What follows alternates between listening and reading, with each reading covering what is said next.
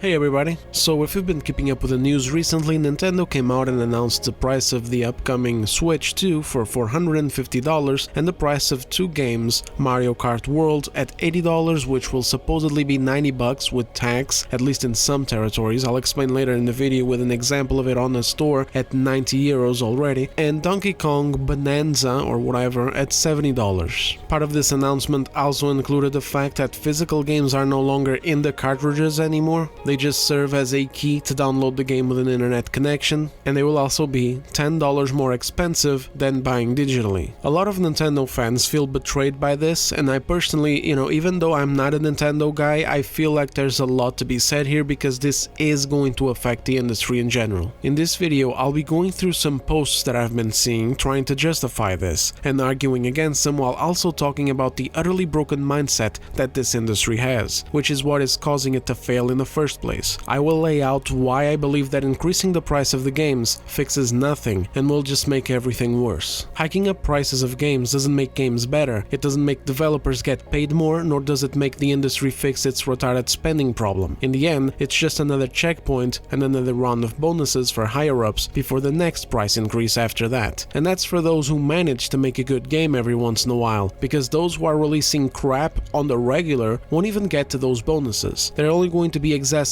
their problems and making it harder to justify it to their investors and boards of directors. Why is it that the company has increased its prices but is still not making the money proportionate to that increase? Why is it still sinking instead of hitting those margins? There's going to be a lot of ranting in this video, but I hope that you bear with me and listen anyway. Names from screenshots that I'll be presenting are going to be scratched out because I don't want to start dramas with anyone. There's already been plenty of that in the past couple of weeks while breaking down trash takes on Assassin's Creed Shadows. I just disagree with these people's arguments and I want to target the arguments directly. Some of them are excuses that games used to be more expensive before, some of them are excuses about inflation, others are excuses that it's actually not $90, so it's fine because it's not 90, it's just 80. There's a lot to go through in this video, so let's just get in there. So some people have been talking about how video games used to be very expensive in the 90s, how they already used to be $80 and $90 and some of them were even more expensive. I'm not gonna lie to you guys, I don't understand comments like these. It's like people are trying to score old school points or something like that. Something like, hey, I'm not a tourist or a newbie, I've been around for like 40 fucking years and I remember paying out the ass for video games way back in the day where the industry was not at all what it is today. Like honestly, who gives a fuck? I don't care what your parents paid for when you were a child or what you paid for when you were already a young adult, making some money out of a job or maybe a paper route or whatever. I really don't care, you know what I mean? I only care about what is the justification for the price increase right now. Why is it that this is somehow something to be just chill and relaxed at when we've seen what happens with this industry? We know the kind of out-of-touch, power-hungry, greedy higher-ups that we have working in this industry, just waiting for their moment to pounce on some new monetization tactic. No one ever stops. One company raises their prices and then all the other ones follow along and raise their prices as well. And then when everyone is doing it, it's just one more. It creates ambivalence. We saw it happen a couple of years ago with Sony. They hiked up their prices to $70 and then everyone did it. Ubisoft, 2K, EA, etc. Everyone just did it. It became the new standard. Just like that. And now that people are finally getting accustomed to go from paying $60 to $70, obviously in some cases they protest it anyway, like we see for example right now with Ubisoft and Assassin's Creed Shadows. A lot of people are like, I'm not paying $70 for this shit, this is not worth it. But anyway, now that people are getting accustomed to this price increase from 60 to 70, we have Nintendo trying to pull the lever from 70 to 80. How long until we're pulling from 80 to 90 and 90 to 100? It's not gonna take very long at all if people come out and justify it by saying some shit like, oh, 35 years ago I paid out the ass for a copy of Legend of Zelda and so therefore this is actually fine. I also saw someone say that people aren't pissed that they're paying $80 to $90 for games, they're pissed that they're paying $80 to $90 for games that are not worth that price. And I understand the sentiment, like, games are priced the same but they obviously don't have the same value. If we were to grab a Ubisoft game and a FromSoft game, we'd be much happier to pay full price for a FromSoft game than anything from Ubisoft. Yet both of them are still there at the same price, because even those who do shoddy work benefit from the trend of hiking up the prices and pretending like that's the new standard, which is one major problem with the price increases. But even then, even that excuse doesn't work very well, because different people have different amounts of money and different ways that they value the things that they buy, so we gotta look at what it is that we're buying, which in this case is a video game.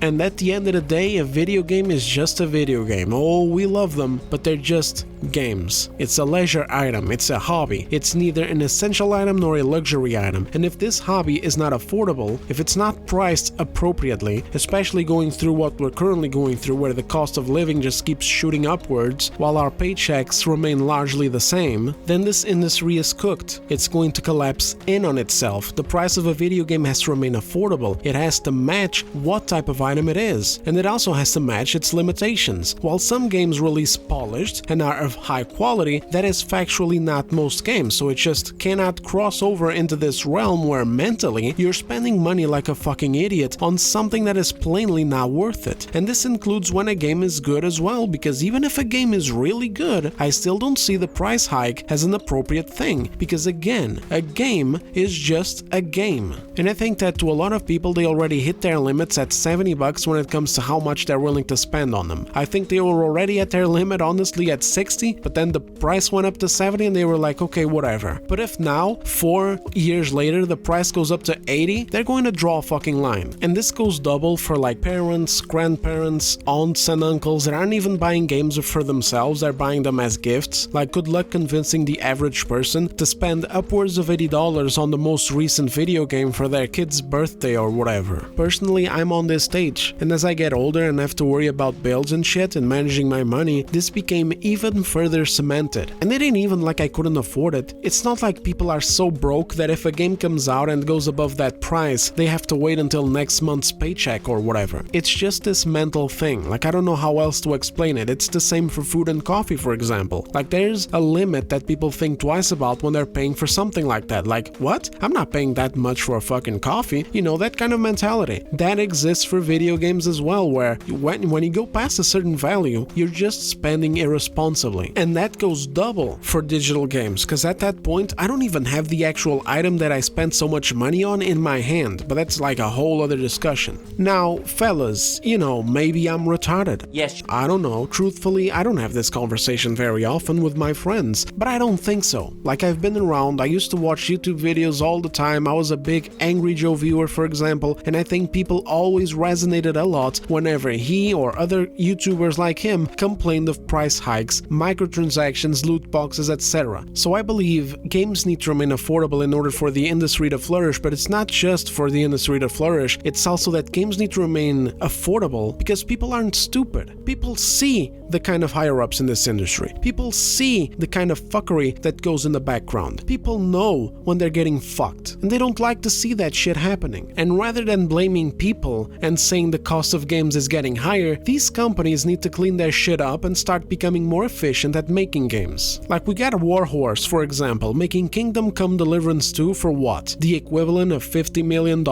And then we have Sony blowing like $200 to $400 million on Concord, $315 million on Spider-Man 2, etc. Obviously, it's not just Sony either. They're just an example off the top of my head, and when it comes to this stuff, we can also see frivolous spending across other big publishers like EA, Ubisoft, 2K, and Microsoft as well. The AAA space is constantly wasting money in shit that they probably don't even need or know about, acting like they're Hollywood or something. More on this a bit later in the video. And then whingers come out and say, oh, it's the inflation, the price of games hasn't gone up in like 20 years. And this, I just don't get at all. These are just industry people trying to bullshit us. And sadly, in some cases, it's working because some people have been using this excuse, talking about how if we just adjust for inflation, we should be paying way more for games because they hadn't gone up from $60 in years, only ever making a $10 jump to $70 in 2020 or 2021. Is this new age of gamers so fucking weak that they're willing to let these companies just take advantage of them to this degree, defending the multi-billion-dollar corporation without even noticing their surrounding factors? Like, holy shit, if this is what we have to work with now, then we're cooked when these companies start a new invasion of predatory monetization, advertisements in games, and maybe even some NFTs. days, who knows? They're just going to roll over like, nah guys, you don't get it. The multi-billion-dollar company doesn't have enough money to produce the next mid product, and they need us to chip in some more and look at some ads and shit. But okay, fine, I'm gonna stop ranting, let's get back to the script. Look, games have always been a high-value item. I don't like arguments that downplay that price. Even at $60, it was a pretty pricey item. Like, back in the PS2 days, I remember that new games cost, I think it was 50 euros, at least in my country. I never got my mom to give me one. It never happened. The only people to ever do it was my godmother, who used to give me a 50-euro gift every year on my birthday, so sometimes I would pick a brand new video game. Like, I remember once picking the Simpsons game. It had just come out very recently, and it was a fucking blast, by the way. And my grandpa, he got me WWE 2009, and I had to go fucking back for it for like 2 months. My dumb little ass even made a contract with him. I was to serve him coffee every day, and in exchange, he would give me the game on my birthday. Then we both signed it, and it was a total fucking scam, by the way. Like, I already used to serve him his coffee every day anyway, so stonks. So anytime I see arguments of inflation that don't take anything else into account, I just don't care. I don't care if the price of games hadn't gone up in so long, because $60 and now $70 is still a lot of money. The value of things around us may have gone up by a lot, but our actual paychecks haven't. It's not like 10 years ago when we paid $60 for a video game it was difficult, and nowadays when we pay $70 for a video game it's easy. $70 is still a lot of money. And that's just one way where the inflation argument doesn't work, because there's more. We'll get to them in a second. Let's just finish up this point first. Maybe it's not that games are too cheap, maybe it's actually because they used to be way overpriced. And it's not even that it would be surprising to me if that was the case like a long time ago, because games were far more obscure than they are now. There were far less people enjoying them, therefore there were far less people to buy them. And if there were far less people to buy them, then of course they needed to be more expensive in order for the company to make their money back. I think the games have always been priced just fine, in accordance to what is necessary for these companies to not only make their money back but also make a profit. I don't think that changed. What I think changed is the mentality of the people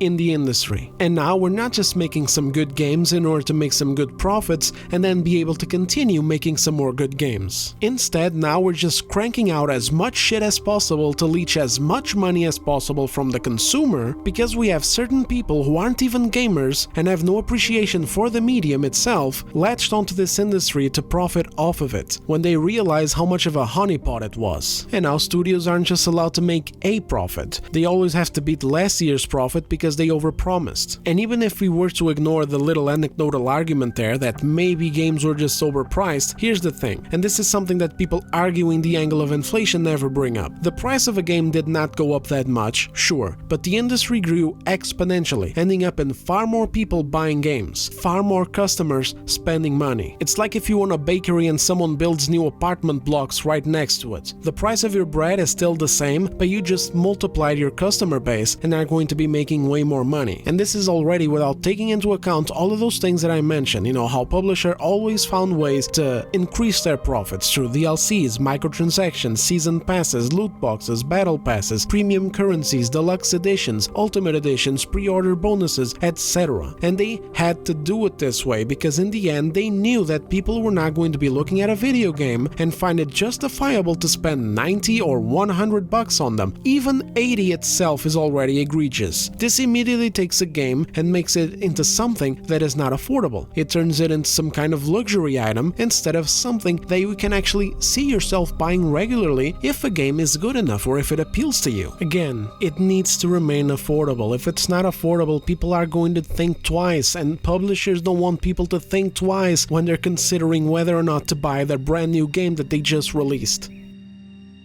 But it's like this is being forgotten. It's like these publishers have been becoming not just greedier, but dumber too. And this is something that we can already see with the culture war in gaming. How there is a bigger and bigger disconnect between customers, or in this case us, the gamers, and the studios and publishers. There's been a big shift in attitude that we've already been seeing, where publishers will go against what their fan bases and demographics are asking for just to push whatever they want on us. And even where some developers lash out in public, making statements that 10 years ago would get them either fired or forced to apologize, but that now just kinda go unnoticed, or are sometimes even publicly supported. And I think that this is bleeding into the pricing as well. It's all a part of this general disregard for the customer, for us. I mean, shit, remember Ubisoft last year telling us that we shouldn't be accustomed to owning their games because they wanted to push subscriptions on us? It's like, who the fuck, who wrote this? How can someone be so out of touch? I think this industry is forgetting the very necessary humbling perspective that most people aren't up for spending $90 to $100 in video games, and of course this I'm referring to the rumor that GTA 6 may be $100, especially as I said before, in a world where the cost of living is already challenging enough. And I think that this is going to lead to very damaging outcomes, because on one hand, if you're setting up a higher price for a product, that is going to be taken into account by investors as well. So in a way it's like, okay, we need to make more money to meet our quotas, so let's increase the price of our games. But then if you do that, those quotas are going to go up as well. You know how sometimes a game comes out and it sells relatively well, but we see the publishers coming out and saying that, oh, this game didn't meet sales expectations. Final Fantasy 16 kind of comes to mind.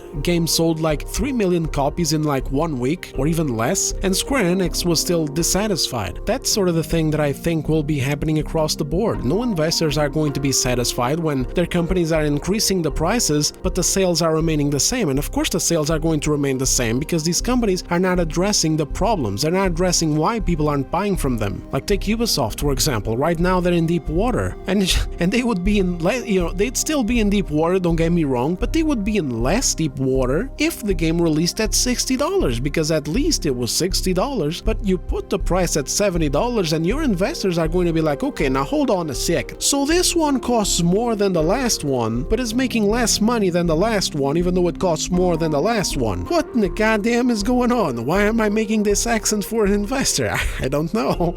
But you get my point. Changing the price of the game is not going to change the outcome. It will increase just the same. In other words, these people aren't looking to be able to sell less in order to meet their profits more easily. They're going to be looking to increasing those profits because now the item costs much more than before. So duh, they're going to be looking for a multiplication, not a division. Then on the other hand, I also think that these companies are going to start fucking with us when it comes to alternate options. I think that if they see that we are waiting them out and buying these games when their physical copies drop in price or go on sale, then they're going to just go full digital, justifying it to themselves by saving money on two fronts. First, they're getting rid of the costs of making and shipping physical copies, and second, and most importantly, they're taking away our options as customers. If $80 is too much for the latest piece of Ubislop, no problem. We wait a year and easily find stores selling the physical copies at like $40. And if we wait longer, it will not take too long until that price goes down to $20.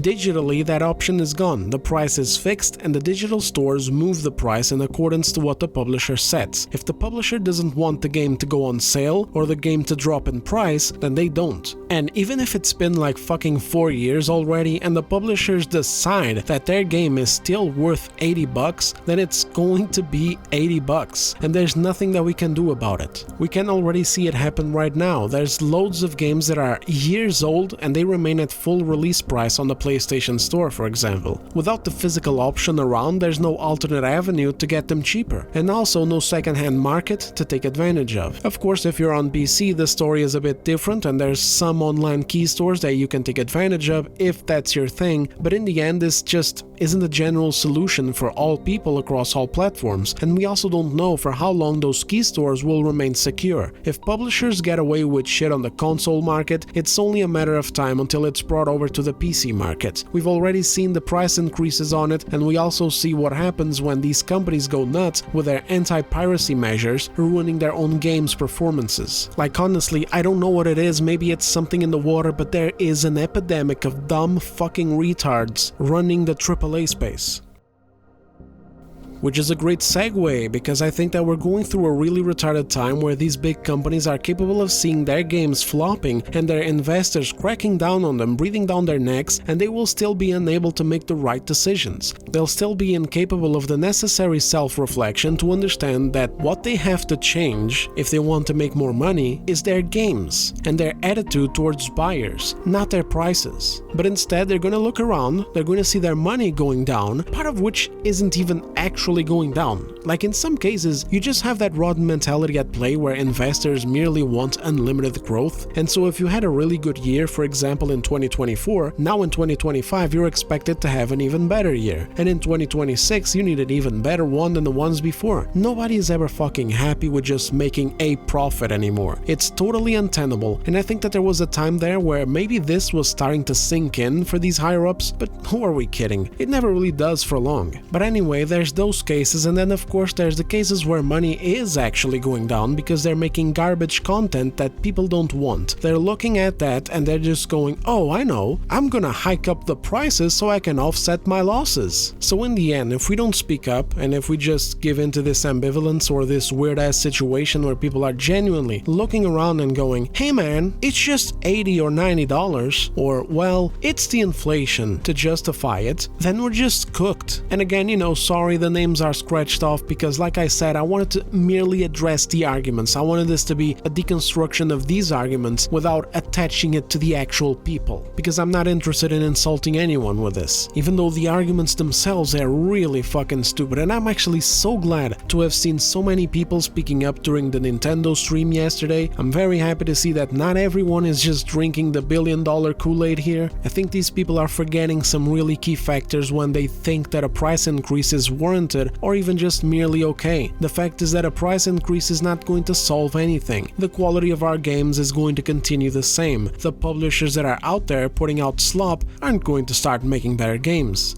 And also, and this is directly with Nintendo, right? Once again, I bring attention to the fact that Nintendo laid out a different price for digital games and physical games, even though their physical games aren't even physical games anymore because they don't hold the game, they hold a key to download and access the game. Hopefully, those cartridges aren't single-use and can be sold or borrowed. But anyway, they're making the physical ones more expensive by $10. And you know, the thing is that I'm actually in support of digital games being cheaper than physical games. I've said this in the past in a previous video that nobody watched, that digital games should be cheaper in order for the digital market to be actually affordable and enticing. And the reason to justify it isn't just because, you know, when you sell the game digitally, you're obviously not going through the distribution process that costs money. It's more so that paying $70 to $80 per digital video game is nuts to me. Like, that's such a fat stack of cash that I don't even have anything to show for, you know? Like, I don't even have the game in my hand to put on display on my shelf or to sell it after I'm done playing it if that is what I wish to do. It's such a fat stack of cash that if I don't have internet, I can't even access it anymore. And if my account gets yeeted or hacked or whatever, it's just lost forever. And sometimes just don't know what happens. You know, in 2022, I had to spend months without an internet connection. Life is a bit of a roller coaster sometimes, and if not for my physical collection, I would have gone insane. So yes, yay for cheaper digital games. But not like this. What the fuck was this from Nintendo? Were they drunk? Oh yeah, digital games should be cheaper naturally, so here's what we're gonna do. We're going to increase the price of our digital games by $10 from $60 to $70, and we're going to increase the price of our physical games by $20 from $60 to $80.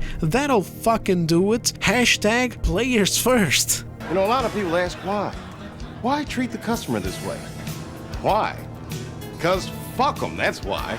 Increasing the price of these games isn't going to solve anything. The core issues fucking up the AAA market, which is always the pricks who jump on hiking up their prices following everyone else. Doesn't matter if it's Nintendo or the rest. A lot of people have this naive view of Nintendo where they think that they're different, and I agree that they used to be different. I agree that they had a CEO, for example, that understood this medium and truly loved it for what it was, to the point where if he had to take a pay cut in order to take care of his company, he would. Meanwhile, out here in the West, we had pricks like Andrew Wilson from EA and Bobby Kotick from Activision Blizzard taking their fat bonus checks in the dozens of millions while laying off hundreds of employees at the same time, which was one of the most ironic things to see. It was like, hey guys, look how well we're doing that we can actually cut our CEO a big fat check, but also look how fucked we are that we're laying off 900 people. But the thing is that Nintendo is gone. That's not who they are anymore. anymore. This doesn't mean that you shouldn't speak up, though, of course. It doesn't mean that they still can't make good games. Of course they can still make good games. It doesn't mean that we have to give into that ambivalence, though, when it comes to them raising their prices. Like, fuck no. Resist. Boycott the shit that you find egregious and speak out like people did yesterday on their stream. Do not go gentle into that good night, per se, because honestly, it's not even a good night, it's a shitty one, because, for example, do you really think that this industry is going to solve its massive spending problem? As I mentioned earlier, the AAA space is wasting money on shit that nobody needs in order to make a game. They act like Hollywood executives. If this problem doesn't get solved, the price of games and their monetization will have to keep going up indefinitely, or until the day where it bursts and these companies shut their doors because they literally can't sustain themselves anymore. There's studios out there spending hundreds of millions of dollars on shiny slop, and the thing about shiny slop is that it doesn't work forever. Oh sure, you're going to attract some people in the beginning, those people will buy your game, they're going to go wow at the visuals, and then they'll get bored with the content. Next time around that you release another super shiny game, they're going to remember how boring your last one was and determine that giving you money for it at launch is just not worth it. And I see a worrying thing happening with studios too, like take CD Projekt Red for example. I'm not gonna lie to you guys, I'm no expert, I'm just a fucking guy on the internet, but when I saw their commitment to ESG video, there was a section of it about them showing off their new space, their new campus as they call it. And I mean, just look at it for yourselves. I'm going to be passing some footage along as I speak here. This shit is like a goddamn holiday resort. Do we really need all of this to make games? Do game development studios need to be turned into a whole ass amusement park? Do we really need this level of corporatization in order for studios to keep being able to make games? Do they even need these many people working there? Speaking strictly right now of Ubisoft, right? For example, they had like 20,000 employees or something like that. Do they really need all of those people? Do companies like Ubisoft and CD Projekt Red really need all of these initiatives and programs that these companies get themselves into? It's like they're turning their studios into these massive multinational companies with a bunch of shit in-house for their employees to goddamn live in there and never even have to bother with having a life outside of work or some shit. Like, is this stuff really all necessary? Are their games going to be better as a result of this? Are their development cycles going to be shorter? Are they going to be able to have multiple, like, full-fledged teams working on multiple bangers at the same time without it becoming a problem? Like, for example, what happened with BioWare last generation while they were developing Andromeda and Anthem at the same time with two different teams, and it just ended up in a mess that fucked up both of the games because they were unable to give either of them the attention that they needed. Like, again, I'm no expert, I'm just a fucking guy. Maybe I'm wrong and Witcher 4 and Project Orion are going to be unbelievable bangers, but I still don't see the point of turning studios into full-blown campuses. Like, Jesus Christ, that place looks like a goddamn place that I could just waltz into myself. Just throw on a Witcher hoodie, put on a pair of hipster glasses and get like a fake little card around my neck and just blend in. Oh, hey, I don't think I've seen you here before. Oh yeah, hi, I am the new diversity coordinator. Oh, welcome aboard. The truth is, none of this is necessary to make good games and sell them at a good price. And again, in the case of Spider-Man 2, as an insane example of careless spending, there's no justification for it to have been $315 million. We never asked for the frivolous, irresponsible spending that these companies engage in all by themselves, while then pinning the blame on inflation. Or on us as well, you know, sometimes they just pin the blame on us. It's like, oh, these bigots, they're not buying the video games. Did anybody get fired for this? Is anybody ever getting fired? Do we ever see these higher-ups getting in trouble for the shit that they allowed to happen under their watch, if not commissioned themselves? Like, we all laugh whenever we see a studio that made a totally garbage game go through layoffs. It may seem cruel to some, but it is what it is. Basically, it's like an acknowledgement that the game was garbage, which sometimes it's very rare. Sometimes we don't get to see that. Sometimes companies put out garbage and then they say, nah, this is not garbage, this is gold, but the bigots didn't buy it. Or some other pathetic excuses that totally miss the mark. So whenever there's layoffs, it's at least this little bit of an acknowledgement, like, yes, the game was garbage and the people that made it are gone now. But what about the higher-ups who allowed such a piece of garbage to be made in the first place? Like, look at Veilguard. We saw Corinne Bush leave, if you know what I mean, for Wizards of the Coast, and we saw the writing team get completely decimated. They all got kicked out of the studio. But what about the guy that that put these people in charge in the first place, fully knowing that they were not apt to do the job. Because it doesn't take a fucking genius to understand that someone who's been working on Sims games had no place directing a AAA fantasy RPG in a long-running series that was also supposed to be an important sequel. Someone put Corinne Bush in the driver's seat of this game, alongside all of those terrible writers, and they watched the game getting made and they were like, okay, looks fine to me.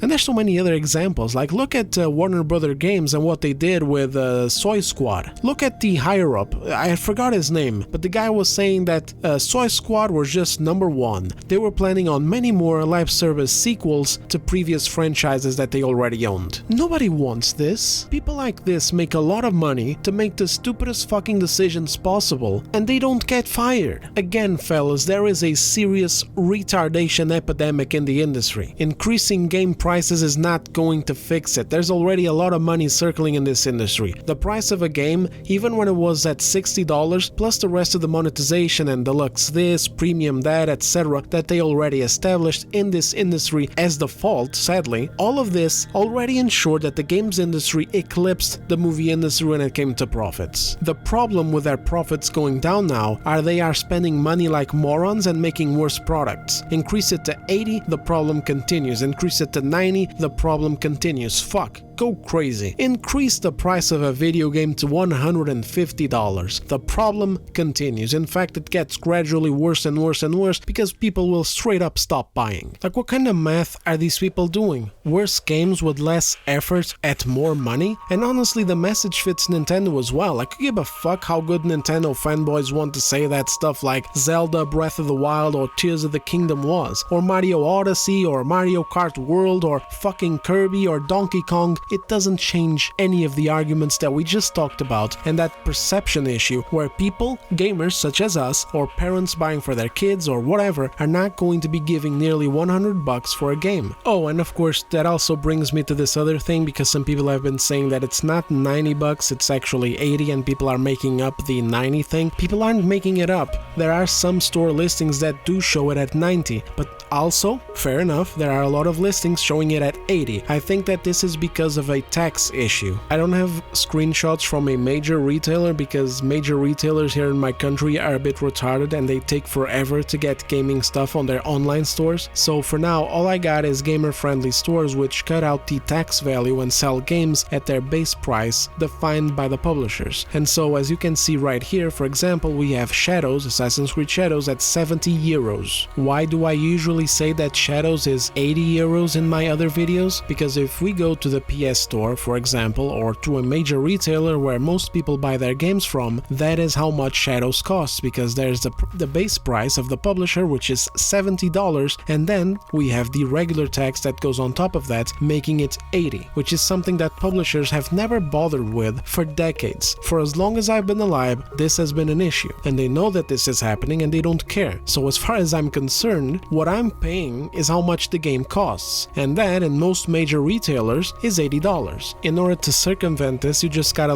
Google up some stores that don't lay the tax on the player and lose a bit of time checking if the stores are legitimate, because there are gamer-friendly stores that cut the tax out and sell the game to us as intended by the price that the publisher sets. So here's some more examples of games being $70 at maximum, even the upcoming Death Stranding 2 by Sony, and Doom Dark Ages from Xbox. And now here's the prices of the Switch 2 games on the same store that cuts those taxes out. They are all 80. They're mostly at 68 right now because this store does, 15% off on some pre-orders, which is yet another reason why physical media should always be fought for. Actually, I just noticed that Mario Kart World isn't even 80, it's actually 90 on this store, so I don't even know if they're being able to circumvent the tax on that one for some reason. One way or another though, there is a price increase here. Nintendo games are now more expensive than any other game by any other publisher. Even more expensive than fucking PlayStation 5 exclusives. This shit is ridiculous. Nintendo is going way overboard with this, and if others follow them, which they will, then this is going to become the new standard.